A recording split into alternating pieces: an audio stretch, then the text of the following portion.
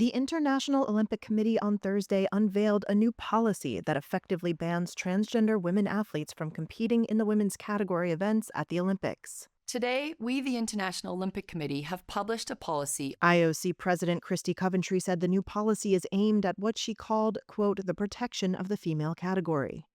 Now, all athletes who hope to compete in the women's category from the Los Angeles 2028 Olympics onwards will have to submit to a one-time genetic screening for the SRY gene. SRY stands for sex-determining region Y gene, and it's usually found on the Y chromosome. The test is done via saliva, cheek swab, or blood sample. The move represents a significant reversal in sports policy at an organization that has for years grappled with evolving approaches to the so-called verification of womanhood.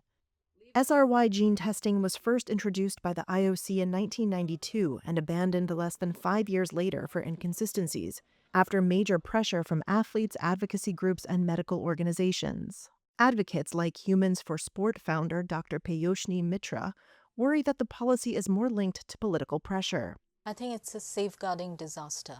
I would like to talk about the problematic part of it. It's not science-based, it's stigma-based. It's more, I think, under political pressure rather than really what is required in women's sport.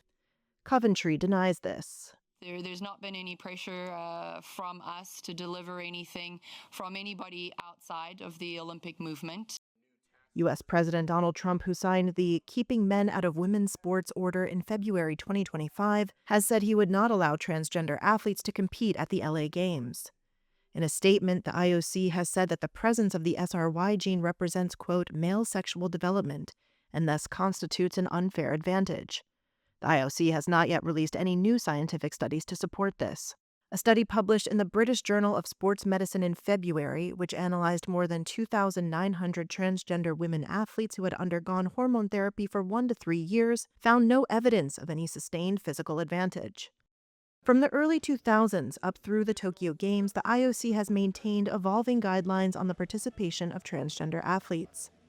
In 2021, the body released a set of inclusive guidelines on trans athlete participation, but left decision-making up to the individual sport governing bodies. Many of them banned transgender women outright. Only a handful of openly transgender athletes have taken part in the Games. New Zealand's Laurel Hubbard became the first trans woman to compete in the women's category when the weightlifter took part in the Tokyo Olympics in 2021. She placed last in her weight class.